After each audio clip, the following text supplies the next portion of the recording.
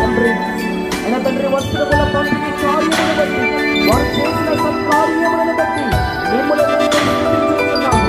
మీకు మాత్రమే మహిమ, మీకు మాత్రమే ఘనత, మీకు మాత్రమే కీర్తి నాయన తండ్రి. మీకు స్తోత్రములు నాయన. ఇక ముందున్న కార్యక్రమాన్ని కూడా మీ చేతులకు సమర్పించుతున్నాం. సరైన జ్ఞాన వివేచనతో ముందుకు నడిపింపచేసి మీరే మహిమను ఘనతయు ప్రభావం